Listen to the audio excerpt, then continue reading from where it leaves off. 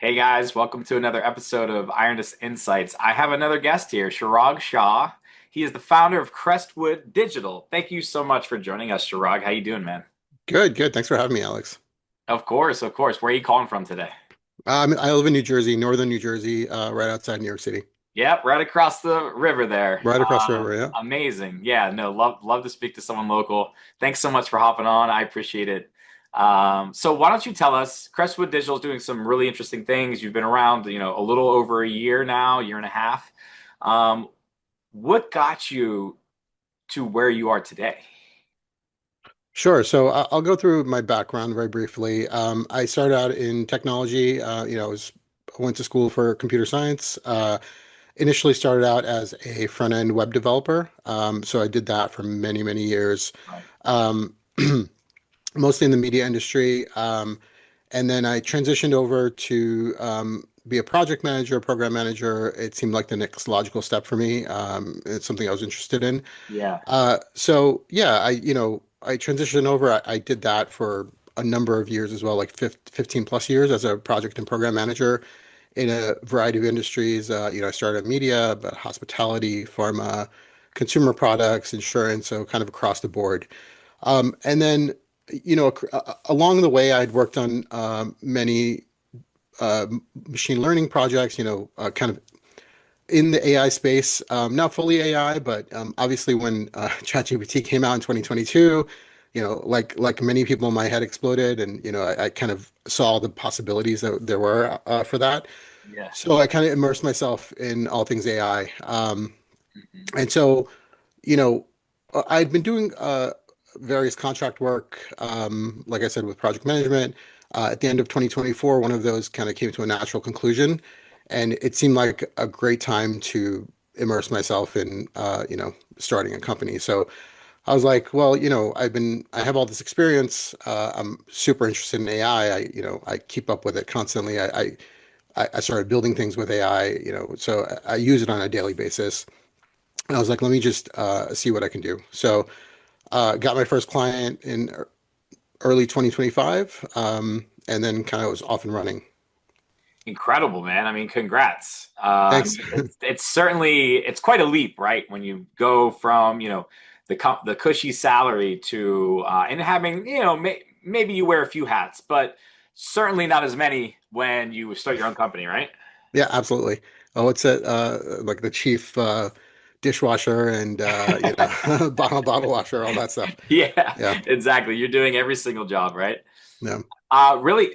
So you basically you said you naturally transitioned into the program manager, right? And it sounds like you were kind of working with some machine learning stuff or automations, sure. workflows, because like you mentioned, yeah, 2022, the world exploded, right? With ChatGPT, but we've really had this technology on the back end for a long time. Not quite at this scale, right? But Sure. we've had machine learning, we've had workflows. So I'm just curious your perspective because, and I've worked with program managers as well at a startup I've worked at before. So I understand exactly your role, which is it's very interesting because you have to build something that will work for the sales team, that will work for leadership, that will and works for the consumer, obviously. So what do you think is made the biggest difference in this space right now as far as the AI tools? Yeah, do you mean like versus what we had before pre-chat Yeah, GPT? yeah, Yeah. So, like I'll give an example of a project I worked on pre-chat GPT that was AI adjacent or, AI, but machine learning. So I was working at a major insurance company, working on their claims platform. And, one of the projects was handling cell phone claim. Oh, sorry, no, cell phone. It was uh, airline delay and travel insurance claims for a major European airline, and we had to be able to process boarding passes. So this was not only digital but printed boarding passes, right? So we gave the user the ability to upload a picture of a boarding pass or a scan of a boarding pass, and we had to be able to process the text on that. So there's some OCR there. But then also we had to be able to process that and figure out what the flight details were and all that Yeah. kind of stuff. So that a lot of that's deterministic, so it's a lot of code. But then there were some kind of machine learning aspects of it as well. So that that's kind of very basic machine learning, deterministic programming.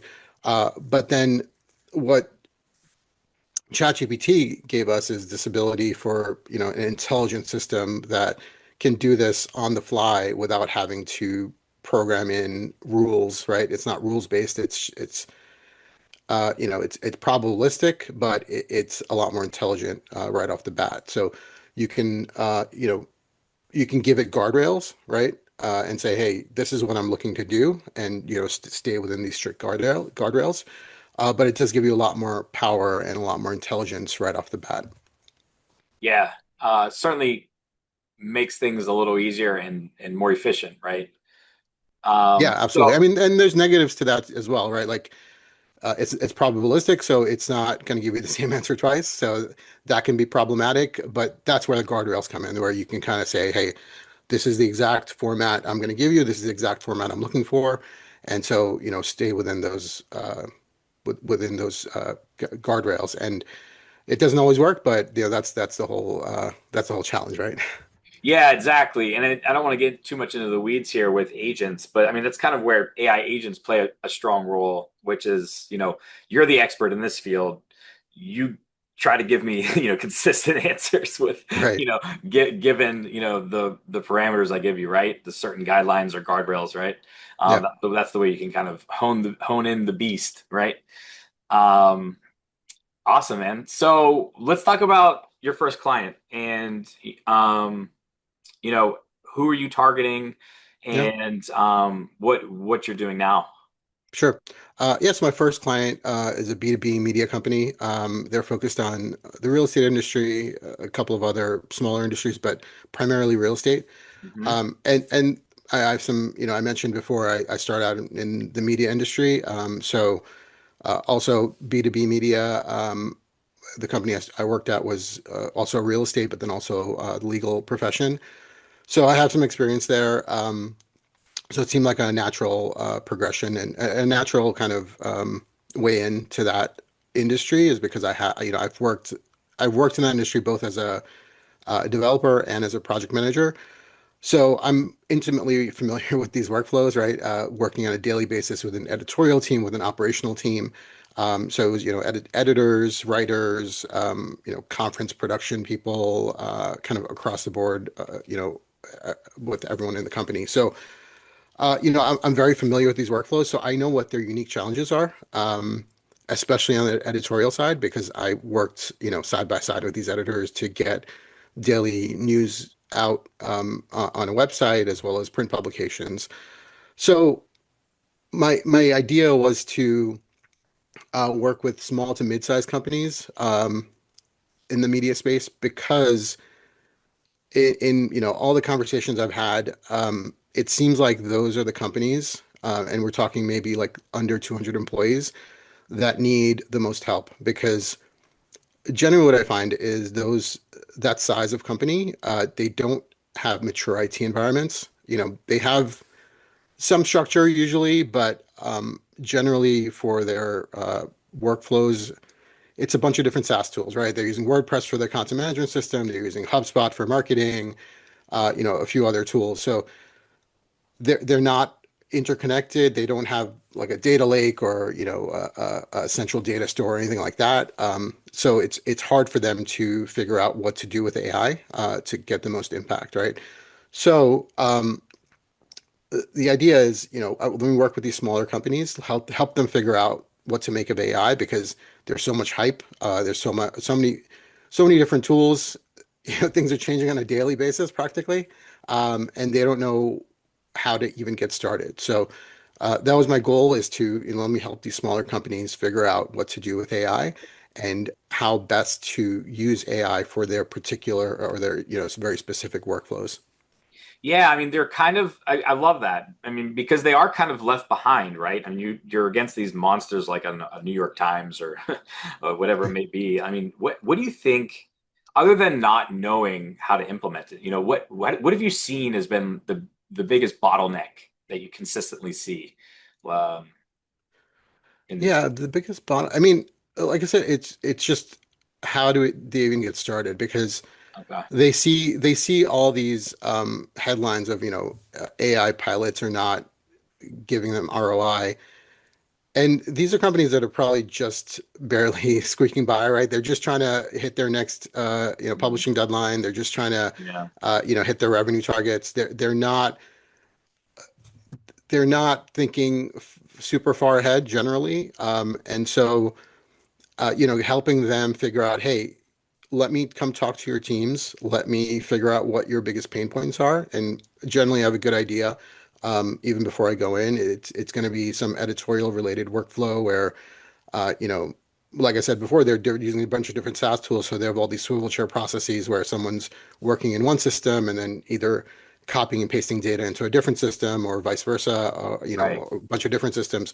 And so, there's a very clear area we can target where it's like, hey, you have an editor copying and pasting content from a content management system to a marketing system. Why don't we automate that, right? And use insert AI into that process so we can intelligently figure out what you want to move over from one system to another. So it's those kinds of swivel chair processes that are usually the biggest impact, and those are the ones I target first because those are the ones they're going to see the highest ROI on. It's like, you're using 40 man hours a week just to do this. It's like a full-time job just to do this manual process. We can automate that. You can use those hours for something else and try to grow your business. Yeah, I mean, it makes perfect sense if you can educate them on exactly that, like how you can implement it and where you can do it, and where the efficiencies can be put in place. Have you seen? Obviously, someone who's doing that task every day won't be resistant to that. But have you seen any resistance in these organizations, like through leadership, editors, like people fear of losing their job? Yeah. Yeah, absolutely. So, it's usually not senior leadership. Okay. They're usually on board because they see the potential and like I said before, there's a lot of hype. So maybe they're even maybe they even see too much like they think it's going to work like magic, which it, Yeah. it doesn't, right? Right. So that's a whole nother challenge. But as far as resistance, yeah, so it's unique in the media industry, especially because you have writers and you have editors, and there's a lot of AI slop out there, right? And I see it every day on LinkedIn where it's hard to avoid fully written by AI posts and comments, and it's getting to the point where it's hard to even be on LinkedIn, for example. But I'm sure it's all over the place. So there's a lot of resistance on the editorial side because they don't want. Well, I think there's a certain craft there too, Right. right? Like they're journalists, they're people who appreciate the craft of writing, and Of course. I do too. I do too. So I I wouldn't want to be I don't want to create a process that's fully automated where it's like, hey, write these articles for this team and Yeah. like put it out there because I don't know I don't know who we are helping by doing that. And so my process has always been, fully human in the loop. Like, let's automate the grunt work. Let's automate these tasks that are that can be automated that don't require a human, but let's keep the human in the loop for a taste and judgment and craft, right? So yeah, that's been my approach, and I think it's been working pretty well. I mean, it's smart, right? I mean, because if someone's getting into, if they've been an editor or, they obviously appreciate the craft of writing. Yeah, And it's interesting though. You bring up a good point. It's like, what comes about an author these days, right? Because you can make a book in an afternoon now. yeah, yeah. It's going to be probably a bunch of AI slop and Sure, yeah, not that great, but you can do it, right? yeah, yeah, absolutely. And like you said, it's just getting flooded with LinkedIn, and everyone's Instagram post is full of the M dashes and the cheesy emojis, and it's Yeah, all AI slop. It is, and I think there is a little bit of fatigue there already happening which is actually, I think, a good thing because it keeps people in check. Well, at least people that are aware that that this is the reaction they're getting. I know when I post, I'm always trying to make it as personal as possible. Will I ask AI to help me draft it? Yes, but I will give him them a bunch of details Yeah. ahead of time. I don't just say write me an Instagram post. Yeah. Like, Right. Write an Instagram post. Don't make any mistakes and make yeah, it good. It's not yeah, going to cut it, and make it good. Yeah, exactly. right? Yeah, yeah. Make this better. Yeah. Exactly. Yeah. It's all about the context, right? And yeah, I totally and I've shifted, I used to use AI a lot to help me write as well, but there's this I wrote a blog post about this, but there's this concept of AI haze that I came up with where it's like if you're even brainstorming with AI on a topic, let's say, right, and you're like going back and forth, uh, by the time you get to the end, I was having this experience where I'm like, I don't know if this idea that I wrote about was my idea or AI's idea, and I wasn't comfortable with that. So, I'm now at the point where I'll do first drafts on my own, and then I'll use AI as a writing coach and Yeah. I mean, kind of like a thought partner, but Yeah. based on my own writing, right? So Yeah. do the first draft. It's going to be really crappy, which is totally fine, but at least they're my ideas, right? And they're my thoughts. And then use the AI to pressure test it to find gaps in my thinking, and kind of go from there. And I think that's really helped me be comfortable with the final output. Yeah, I think that's smart and it makes sense. And I kind of take a similar approach. I don't write like you do, but when I do write, um, it's uh, it's important to kind of keep that authenticity. There's nothing wrong with bouncing a couple ideas off an AI and help me Yeah, proofread this and don't make any. There's a way to do it. sure. That's pretty interesting. All right. So these smaller companies, these SMBs. Um, do you think they're at risk of permanently falling behind if they don't implement these tools in the next like what 1 to 2 years? I mean, things are happening quickly, right? And Yeah, people are trying to adopt it. But what I've seen is actually people are trying to adopt it, but not as many are successfully. They're kind of just throwing some tools at the wall and hope it sticks. And like you kind of mentioned, right? I got HubSpot here. I got it's kind of been a crapshoot, is what I've seen. yeah, yeah. I mean, it's hard to say. I think there is the danger of falling behind, but I don't see the media industry especially is an interesting one, right? Like you have things like Substack and you have Medium and all these newer platforms, and there is kind of this long tail effect, right? Where rather than a few small companies controlling all content and media, we have so many creators. So, I think the future is a creator economy, but I think you still need those larger publications, especially for niche industries like real estate and all these accounting and finance, and like you still have publications within these verticals, and so I still think you need those. I don't know.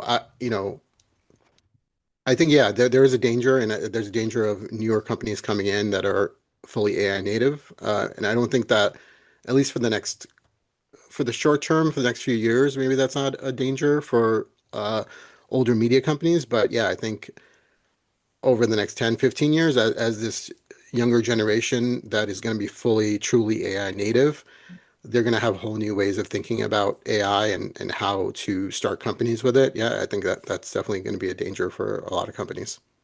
That's really interesting. Yeah. What's going to happen? And I like how you went ahead 10 years, 5, 10, 15 years, because that's a very interesting thought and how quick this will progress, right? Because how quick it already has progressed with the updates, whatever it is, ChatGPT, Gemini, Claude, Yeah. with coding especially. It's been incredible, right? Yeah. Um, There's so much you can automate even now. And what's the line that, today, the AI used today is the worst it'll ever be, right? And Sam Altman's already predicted that there'll be the first single person billion-dollar company in the next, I don't know, t 5 to 10 years, probably maybe even sooner than that. I think we're gonna see that. So yeah, you don't know what you don't know. We don't know what we don't know, right? Like what possibilities will there are with AI that a company can form in a completely different way that we are not even aware of. So yeah, I think it's gonna be really interesting, but like I have no idea. I have no way to predict what that looks like. I know, right? It's impossible. So let's focus on right now. If you could wave a magic wand and automate one repetitive process that you see in these media companies you work with, what do you think it would be? One repetitive What's the process. most repetitive process that I mean, most common thing you see, really? Yeah, I guess it would be and the one that jumps out at me is I think I used this example before is the newsletter. So one example. So we have a client that has a content management system in WordPress. They have a HubSpot for sending out emails. They send out a lot of emails. So, dozens of emails a day because they cover different regions, different sectors in real estate. Mhm. So literally, 1 to 2 dozen emails a day, and then some weekly emails and some, periodic emails. So that process they had was fully manual. So, uh, you know, being able to I guess adapt content, right? So you have this content on your website. How do you get it out? You're sending out newsletters, sending out social posts. So one of the big projects I worked with them on is creating a an agent that takes an existing piece of content and then turns it into 10 different pieces of content, right? One for LinkedIn, one for Facebook, one for their newsletter, So I think that's a big one for media because in this world we live in now with social media, it's like you have to get your content out in all the different ways that people consume content, right? So it's not just one channel. They're not just going to come to your website. You need to drive them to your website from and then now we have AI overviews, which is a whole other thing. And that's not driving clicks to websites anymore. So, but that's another challenge. But yeah, so just I'd say putting your content in front of where in front in on the platforms where people are, right? So you have to reach out to them. You can't expect them to come to you anymore. Yeah, I mean, they say 7 points of contact, right? It's it's not easy these days because Yeah. everyone's fighting for attention, Hmm. especially on those apps. It's like in 5, 6 seconds, maybe less than 2 seconds before Yeah, someone as they're swipes to scrolling the next past. one. Yeah. Mhm. Yeah, tough to get the attention from there. Um, awesome, man. Well, listen, thank you so much for joining us today. I really appreciate it. You guys are really doing some interesting stuff. I think I want to congratulate you just on your success. I think you guys are really making a difference in the media industry, and it's definitely necessary. And I think it's great that you're working with SMBs and under 200 employees. I mean, from what I've seen and from other guests that I speak with, they're definitely the folks that need the most help. Yeah, absolutely. Yeah, Yeah, thanks so much for having me, Alex. I appreciate it. yeah, of course. Enjoy the rest of your day. And Thanks. where can our guests, our listeners, find you before we Yeah, so Crestwood Digital is at crestwood.digital. get? It's easy. You can find all my links. I have a personal website, chiragdshah.com. So that's ChiragDshah.com. And yeah, I'm on Substack, a few other channels. So yeah, you can find me on there. Amazing. I'll put those below the video here. And thanks again. Have a good one. All right. Thanks, Alex. You too.